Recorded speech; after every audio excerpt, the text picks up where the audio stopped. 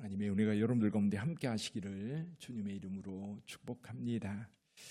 다니엘서는 좀 읽기 어려운 그런 책이기도 합니다. 그래서 다니엘서에 나오는 숫자라든지 또 시대에 대해서 우리가 어떻게 볼 건가. 일단은 다니엘서 같은 경우는 이제 안티오코스의 비판의 사세라고 하는 사람이 유대인들을 혹독하게 박해하고 이제 유대 신앙 자체를, 여호와 신앙 자체를 아예 멸시하고 없애버리려고 했던 때입니다. 그러다 보니까 이 멸망에 가증할 것이 이제 성전에 서 있는 상태, 이게 뭐냐면 우상이거든요.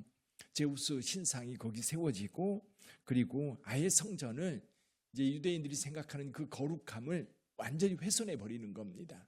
그러다 보면 그걸 막으려고 하는 사람들, 의롭게 살고자 하는 사람들, 하나님의 말씀을 따라 살고자 하는 사람들, 그들을 다 죽이면서 많은 순교자들이 나는 그런 때. 그래서 여기 오늘 12장으로 넘어가면서 전에 11장의 36절부터 45절까지의 말씀을 전제하고 그리고 오늘 말씀을 하고 있습니다. 근데 이 말씀은 그때 사건으로 끝나는 게 아니라 마지막 때까지 이 사건은 이어지는 겁니다. 마지막 때까지. 그래서 이제 다니엘서를 보는 사람들은 요한계시록하고 같이 연계해서 마지막 때 되어질 일에 대한 이야기를 우리에게 해주고 있지요. 근데 이제 정확하게 이걸 어떻게 맞추느냐, 이제 학자들마다 서로 이제 다르게 해석을 하니까 좀 우리에게는 혼란스러울 뿐이지요.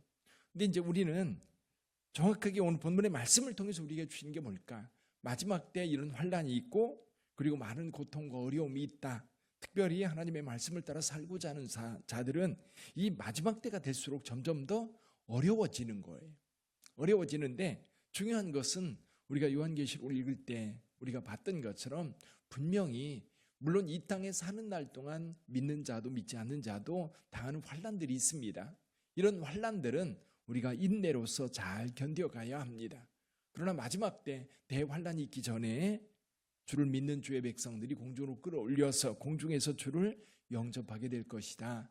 우리는 그 믿음을 가지고 갑니다. 그래서 오늘 저와 여러분들이 신앙생활하면서 휴거에 대한 그리고 공중에서 주를 영접할 것에 대한 분명한 믿음을 가지고 가야 합니다. 그래서 오늘 본문의 말씀을 통해서도 그 얘기하는 겁니다. 누가 지혜 있는 자인가? 누가 하나님의 말씀에 그러니까 생명책에 기록된 자인가? 몇 가지 질문을 할 수가 있어요. 그 중에 한 가지가 뭐냐면 이런 겁니다. 누가 하나님의 생명책에 이름이 기재된 자인가? 우리 1절을 한번 읽어볼까요? 1절을 같이 한번 읽어봅니다. 그때에 내 민족을 호위하는 큰 군주 미가엘이 일어날 것이요 또 환난이 있으리니 이는 개국 이래로 그때까지 없던 환난일 것이며 그때에 내 백성 중 책에 기록된 모든 자가 구원을 받을 것이라. 여기 책에 기록된 모든 자, 무슨 책입니까? 하나님의 생명책인 거예요. 하나님께서 그 생명책에 이름을 기재해 놨을 텐데 그 이름이 기록된 자들은 다 구원을 받게 될 것이다. 여러분의 이름은 어디에 있습니까?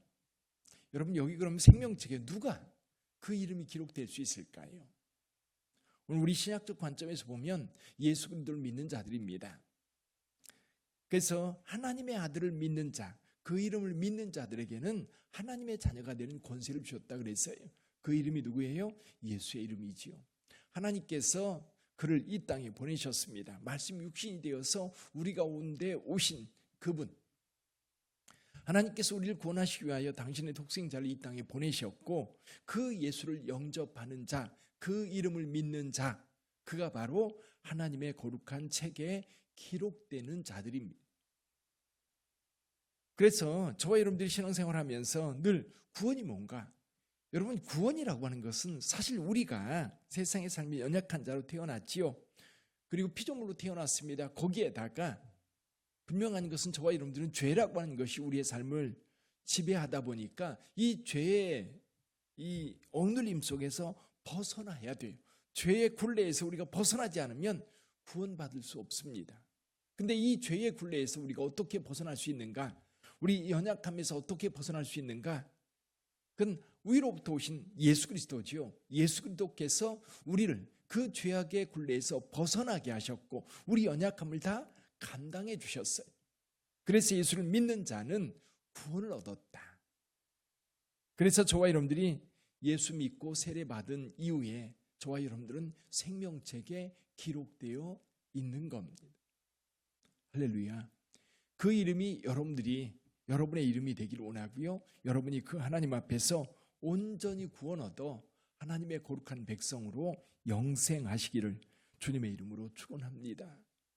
마지막 때 저와 여러분들, 그래서 여러분 예수를 영접하고 회개하고 세례 받으면 성령을 선물로 주신다 그랬어요. 사도행전 2장 38절에 보면 성령을 선물로 주시리라. 이 성령이 우리가 하나님의 자녀임을 인쳐주시는 거예요. 내 안에 성령이 계시다는 것은 내가 구원받았다, 내가 하나님의 자녀다, 그리고 내가 구원받은 자다, 그거를 분명하게 증거해 주시는 거거든요.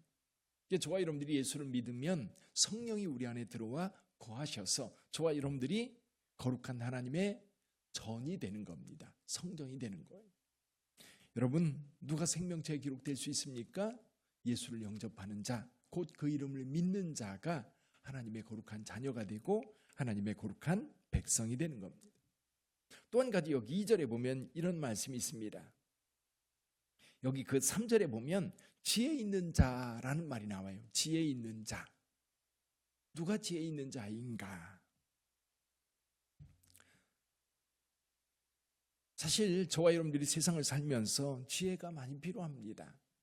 지혜는 지식하고 좀 다르죠. 지식은 어떤 경험적인 것들을 많이 축적해 놓은 것이 지식이라고 한다면, 그래서 지식은 배워서 되는 겁니다. 배우면 되는 거예요.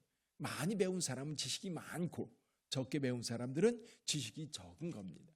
근데 지혜는 하나님이 주시는 거예요. 하나님이 주시는 지혜. 지혜는 분별력이기도 해요. 그리고 어떤 상황을 내가 분별할 수 있는 능력이 지혜이기도 합니다. 특히 지혜 있는 자는 깨닫고 분별력 있는 자가 지혜 있는 자인데, 특별히 우리에게 주님께서 말씀하시는 것이 뭐냐면 시대를 분별할 줄 알아야 된다. 시대를 분별할 줄 알아야 된다. 지금 우리 시대에 어떤 시대인가?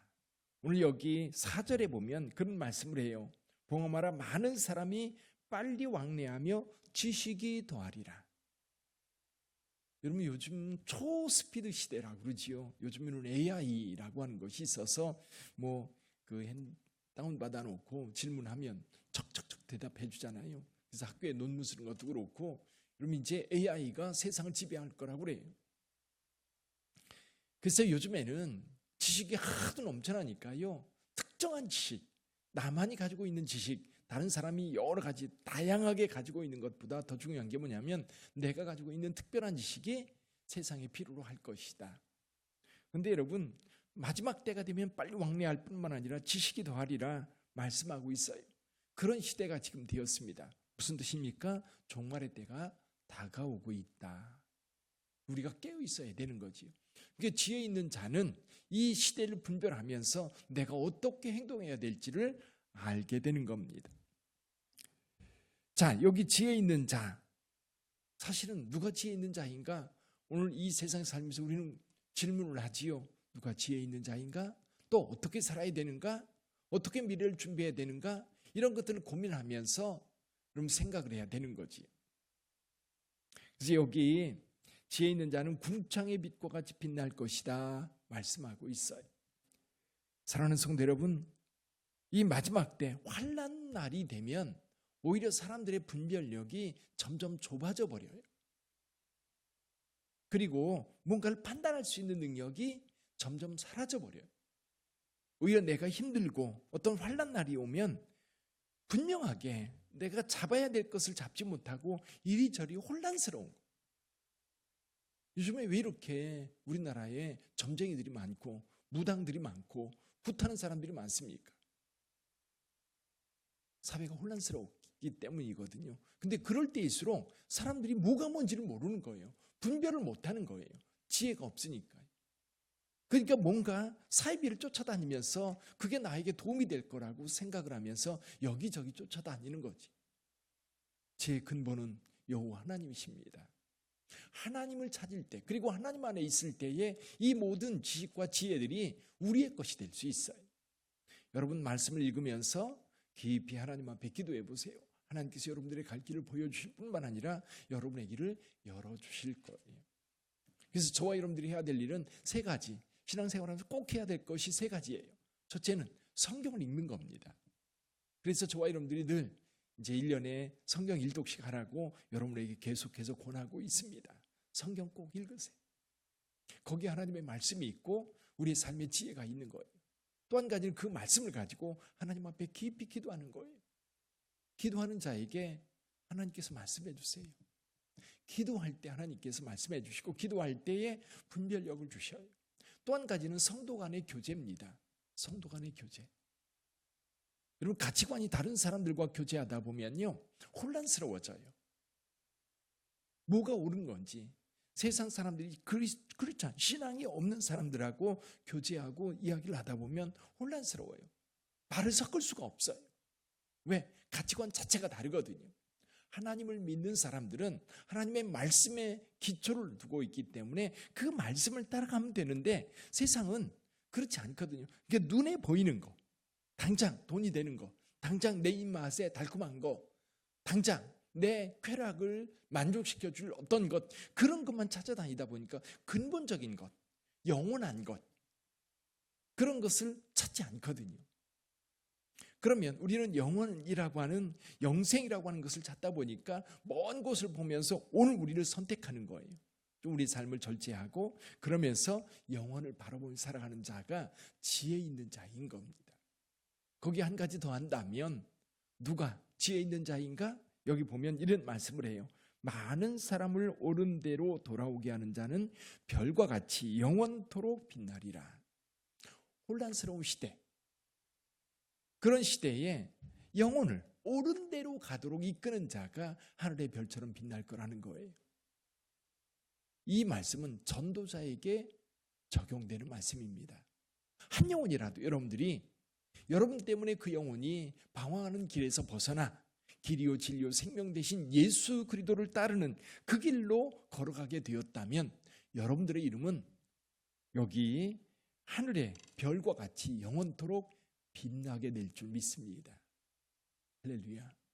오늘 우리에게 정말 중요한 말씀이지요. 여러분 여기 많은 사람을 옳은 대로 돌아오게 하는 자, 옳은 대로 돌아오게 하는 자, 그 멸망의 길에서 돌이켜 생명의 길로 돌아오게 하는 자, 누군가는 그 일을 해야 될 거예요. 누군가는 그 일을 하면서 적극적으로 저 멸망의 길로 가는 자들을 주님의 길로, 길이요 진리요 생명 되신 예수의 길로 인도해야 돼요. 그래서 구원으로 이끌어야 돼요. 그런 자들은 하늘의 별과 같이 빛날 것이다 말씀하고 있어요.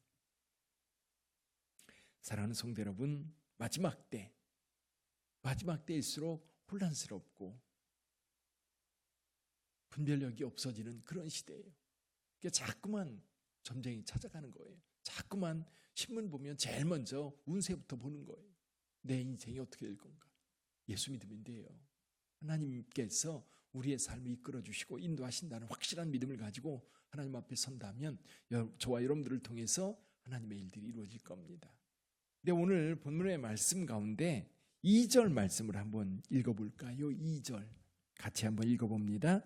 땅의 티끌 가운데에서 자는 자 중에서 많은 사람이 깨어나 영생을 받는 자도 있겠고 수치를 당하여서 영원히 부끄러움을 당할 자도 있을 것이며. 이 말씀이요 구약 성경에 나오는 부활에 대한 가장 확실한 말씀이기도 해요. 의인의 부활과 악인의 부활이 있습니다. 여기 보니까 땅의 티끌 가운데 자는 자, 죽은 자들입니다. 그들이 많은 사람이 깨어나는데 깨어나서 두 길이 있는 겁니다. 영생의 길이 있고 죽음의 길이 있고 멸망의 길이 있는 거예요. 그래서 저와 여러분 자는 자 가운데 다시 일어날 거라고 하는 확실한 믿음, 특별히 의인들이 고난을 당하고 죽임을 당할 때에 그 의인들이 이 땅에서 정말 허무하게 사라지는 그 모습을 지켜보면서 하나님께서 과연 순교자들을 어떻게 할 건가? 그래서 요한계시록에 보면 그 순교자들이 마지막 때 신원해요. 그래서 주님께서 말씀하십니다. 순교자의 수가 채워지기가 조금만 더 기다려라. 오늘날도 여러분 예수의 이름 때문에 순교당하는 사람들 참 많습니다. 인도에서도 또 중동에서도 아프리카에서도 많은 사람들이, 아프리카에서도 얼마 전에도 이제 크리스천들이 이제 피습을 당해가지고 많은 사람이 죽임을 당하는 그런 일이 얼마 전에도 있었어요. 예수를 믿는다는 이유 때문에 그렇습니다. 사랑하는 성도 여러분, 우리는 마지막 때를 살고 있어요. 우리가 정신 바짝 차려야 됩니다. 베드로가 말합니다. 여러분 마지막 때 사탄이, 마귀가 우는 사자처럼 삼킬 자를 찾는 시대가 바로 오늘 우리의 시대예요. 그래서 깨어 기도하면서 하나님의 말씀을 굳게 붙잡고 마지막 때를 바르고 순결하게 걸어가야 될 줄 믿습니다. 여기 한 가지 더하여서 많은 사람을 옳은 대로 돌아오게 하는 자 별과 같이 빛나게 하리라 말씀하셨는데, 그 말씀을 따라 우리가 교회가 여기 세워져 있는 것은 많은 영혼들을 구원하기 위함입니다. 이를 위해서 저와 여러분들이 하나님 앞에 귀하게 쓰임받을 수 있기를 주님의 이름으로 축복합니다. 기도하겠습니다.